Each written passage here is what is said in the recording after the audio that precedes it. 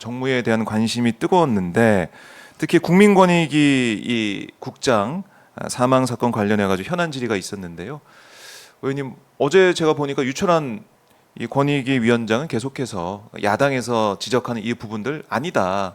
외화부역 사실 아니다. 이렇게 계속 방어를 하는 모습을 볼 수가 있었습니다. 네. 참 답답하더라고요. 그러니까 네. 일단은 첫 번째로는 이 지금 고인이 이제 그런 극단적인 선택을 하게 된 배경으로 지목된 사람이 정승윤 부위원장이었잖아요. 네. 사무처장을 겸직했던 그분은 안 나왔어요. 왜 안 나온 거예요? 안 나온 이유가 권익위 전체를 주재해야 돼서 안 나온대요. 그럼 위원장이 그 주재하고 부위원장 그러니까요. 그게 사실 저 위원장이 주재하는 게 맞잖아요.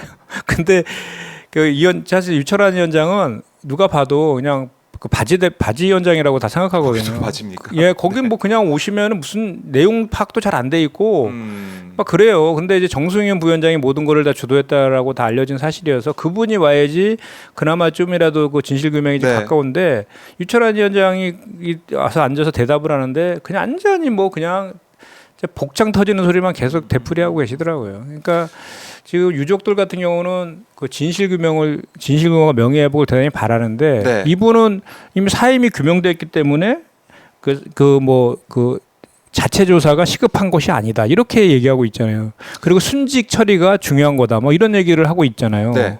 이게 지금 뭡니까? 그래서 그러니까 진실규명은 둘째치고 그냥 순직 처리해갖고 입틀막 하려는 의도가 아니냐라고 보여질 수 있잖아요. 네. 그런데 그 순직 처리된 것도 이렇게 고인이 스스로 극단적인 선택을 했을 때에는 그 법상 그게 가능하지 않다라고도 되어 있거든요. 그래서 그것이 될지 안 될지도 아직 모르는 그런 상황이에요. 그렇기 때문에 그게 그 순직 처리가 되기 위해서는 왜 이분이 그렇게 극단적 선택을 했는지에 대해서 진실규명이 먼저 선행돼야 되는 게 자연한 순서 아닙니까? 근데 네. 앞에는 시급하지 않대요.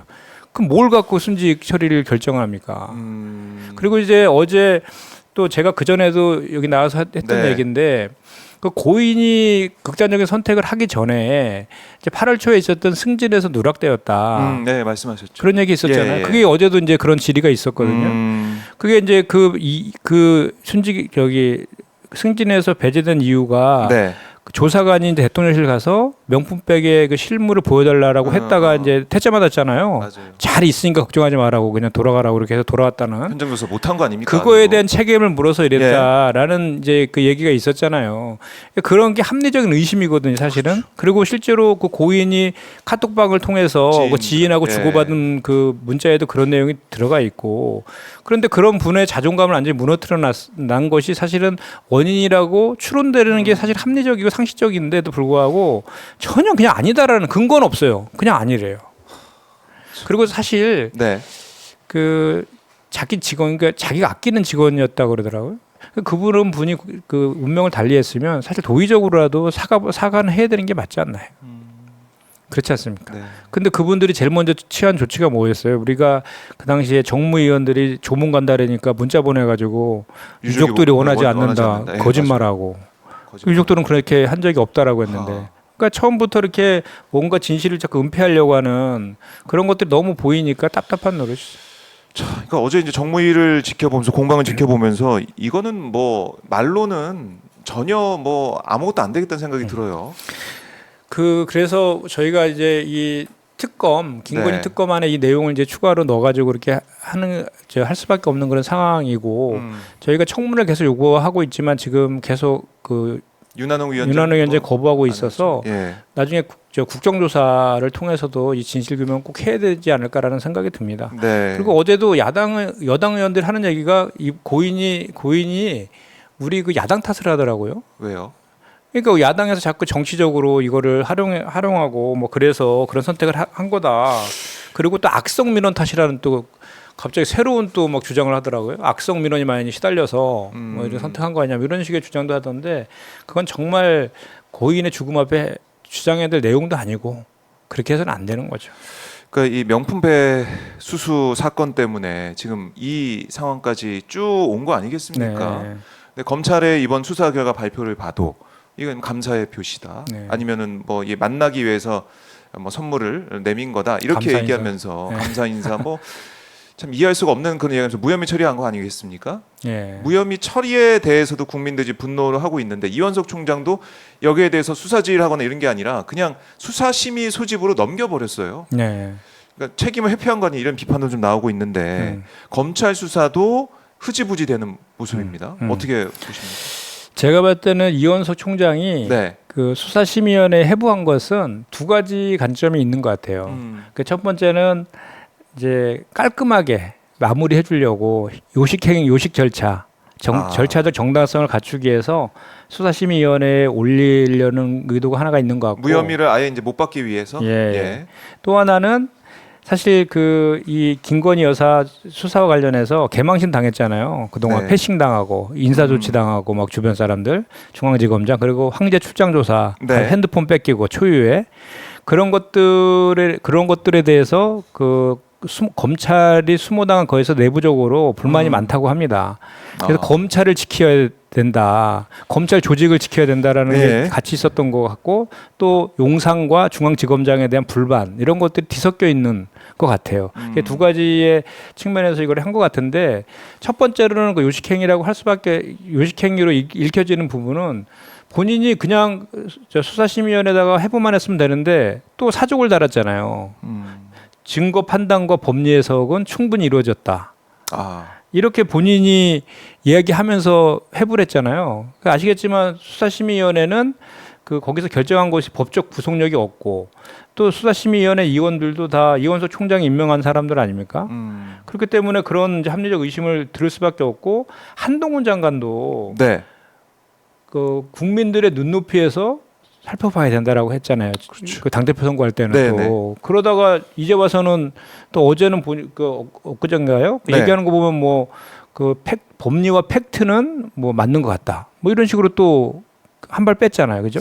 네. 그러다가 뭐 뒤에 하나 또 붙인 게 네. 자세히 못 봐서는 뭐 모르겠지만은 자세히 안 봐서 모르겠다 뭐 이런 얘기도 하더라고요. 그러니까 이런 걸 봤을 때는 네. 이 요식행위다라는 게 저 강한 의식, 그런 합리적 의심이 들고 이제 두 번째는 아까도 얘기했지만 이게 5월달에 원래 그 조속히 수사하라고 지검장한테 지시를 했는데 이원석 총장이. 예, 그때 바로 직전에 우리가 네. 이제 좀 잊혀진 것 같은데 그 대통령실에다가 민정수석실 다시 신설하면서 그 검사 출신 수석 임명했잖아요. 네. 그러면서 바로 이원석 총장 지방 출장 간 사이에 중앙지검장부터 1차장부터 4차장까지 싹 다 네. 바꾸고 그 대검의 주요한 보직에 있는 사람들도 다 바꿔버렸잖아요. 예, 예. 그리고 나서 이제 중앙지검장이 이거에 대해서 수사를 시작한 거잖아요. 그때 또 이 김건희 여사 수사와 관련해서 검찰총장의 지휘권을 회복해달라 했는데 또 법무부 장관한테 또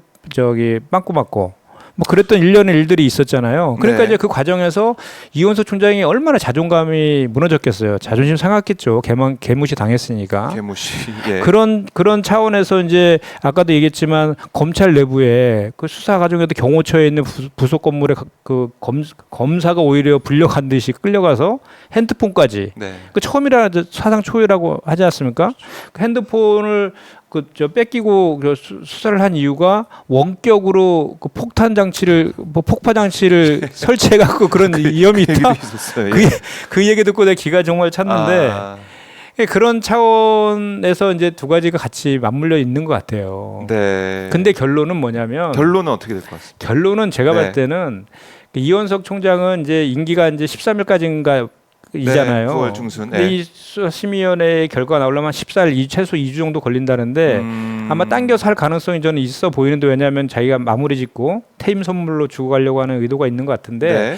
결론은 보면은 처음에는 이원석 총장도 이제 수사에 의지가 있는 것처럼 얘기했지만 결국은 결과론적으로 이렇게 됐고 한동훈 장관도 말 바꾸기 시작했잖아요. 결국은 윤석열과 한동훈과 이원석은 같은 공범이다. 김건희 명품백 수수료를 면죄부를 주려는 공범이다라고 얘기하는 것이 그렇게 결론을 내는 것이 합리적인 추론 아닐까 저는 그렇게 생각해요. 그러니까 이게 수사심의에서도 검찰에서 제출한 한 30페이지 정도 되는 그 네. 자료를 가지고 판단을 하는 거 아니겠습니까, 사실? 그렇죠. 그러니까 검찰 수사가 30분 설명한다 그러더라고요. 아, 검사가 들어와서. 참 근데 그러면은 어떻게 보면은 검찰이 수사한 그 내용이 중요한데 네. 김건희 여사 관련된 어떤 수사를 했느냐? 직접 가서 현장 조사를 포함한 그런 걸 제대로 했느냐? 네. 휴대폰 포렌식을 했느냐? 압수수색을 했느냐? 네. 다 아니잖아요. 네. 그럼 제대로 된 수사가 안 됐기 때문에 수사심의에서도 제대로 된 판단을 못 할 것이다. 이렇게도 볼 수가 있는 거 아니겠습니까? 그렇죠. 그리고 이제 다행히 이제 뭐 그 이원석 총장이 이 알선수재죄하고 변호사법 위반도 포함해서 심의해달라고 했는데 그거는 수사도 예. 안 했잖아요. 그러니까. 청탁금지법 위반 여부만 수사한 거잖아요. 그 수사도 안 한 거 가지고 검찰이 무슨 설명을 할 것이면 그거 갖고 어떻게 판단합니까? 수사심의위원회 의원들이 아니 뭐 내용이 조사 수사한 뭐 내용이 있어야 그걸 보고 판단할 거 아니에요. 그렇죠. 그냥 수사한 내용. 내피셜로 합니까? 그러니까 이게 참 국민들이 볼 때는 그냥 요식행위, 그냥 쇼로 그냥 끝날 것 같다라는 비판을 계속 하고 있는 그런 상황이고. 엊그저께 법사위에서 예. 그 이제 김승원 간사가 그런 얘기했잖아요. 김승원 간사가 이제 판사 출신 아닙니까? 네. 본인은 배우자가 이렇게 뇌물 받아가지고 처벌한 사례가 숱하게 많이 봤다라는 거죠. 배우자가 받아도 배우자가 받아서. 배우자가 받았을 때에도 네네. 그런 사례가 대단히 많고 그 직무 관련성과 연관되는 거잖아요. 직무 관련성은 대통령이 가장 폭넓게 있는 건데 네. 말이 안 된다는 거죠. 참 이 배우자들은 이제 다 받아도 된다. 뭐 이런 얘기가 나올 수밖에 없는 그런 검찰 수사 결과다라는 비판이 계속 이어지고 있는데 국민권익위가 최근 홈페이지에 올린 추석 명절 청탁금지법 바로 알기 이 뭐 카드 뉴스로 봐야 되나요? 이 내용도 좀 황당합니다. 그러니까 이게 지금 많이 회자가 되고 있는데 이제 한번 저희가 띄워봤습니다. 추석 명절 청탁금지법 바로 알기. 직무와 관련 없는 공직자에게는 100만 원까지 선물도 가능합니다.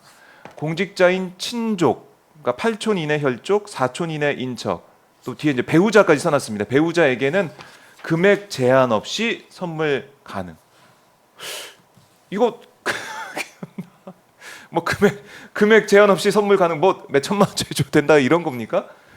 이거 어떻게 봐야 됩니까? 이 카드 뉴스 어떻게 보셨어요? 그러니까 그 선물을 받는 네. 방법을 자세하게 친절하게 설명해 놓은 것 같아요. 선물 많이 받아라. 원래 그 청탁금지법은 예. 직무 관련성이 있든 없든 간에 공직자와 그 가족에 대한 선물 제공들에 대해서는 원칙적인 엄칙적으로 금지하는 게 법의 취지이고 취지가. 예외적인 경우에 100만 원까지 가능하다. 요게 이제 그 입법 취지거든요. 네. 근데 저걸 봤을 때는 100만 원까지 받아라. 그렇죠. 웬만하면 받지 마라 이게 아니라 100만 원까지 받아라라고 지금 하고 100만 있는 원까지는 거잖아요. 문제 없다. 예, 그 밑에 또 공직자의 친족 어디서 배우자 들어가잖아요. 배우자는 금액 제한 없이 선물이 가능하다고. 이거는 정말 전 내 눈을 의심했어요. 그러니까 이것만 보면 배우자에게는 뭐든지 줘도 된다. 네. 직무 관련성이 없다고 생각이 되는 판단을 하면 이것도 사실은 이 국민권익위가 부패 방지를 위해서 힘쓰고 그걸 그 부패 방지를 어떻게 할 것이냐 여기에 대해서 노력을 해야 되는데 이 카드 뉴스만 보면은 100만 원까지 괜찮아요. 또 배우자한테는 금액 제한 없이 선물을 해도 돼요. 이거 널리 좀 알리고 있는 거예요. 저기 이제 보니까 예. 그 왜 한 시민이 권익위의 질의를 얼마 전에 했었잖아요. 거기 뭐라 그랬냐면 네. 김건희 여사에게 300만 원 상당의 명품백이나 전통 엿을 선물하려고 하는데 네. 법에 저촉되냐 그랬더니 안 된다. 배우자는 금품 등 수수를 제한하지 않는다. 이렇게 답변했다잖아요. 그러니까 참 이 국민권익위가 네. 왜 존재하고 있는지에 대한 존재 이유조차도 망각하는 이런 지금 상황인 거죠. 아니 사실은 이 공직자한테는 우리가 선물 주면 안 된다라는 생각, 네. 공직자에게는 선물해서 안 된다는 상식을 가진 우리 국민들 입장에서는 어리둥절한 그런 카드 뉴스가 나와가지고 그것도 국민권익위의 설명 카드 뉴스라서 저기 보니까 그 오죽하면 그 동아일보에서 네. 사설을 썼는데 뭐라 그랬냐면요. 네. 이렇게 놨어요.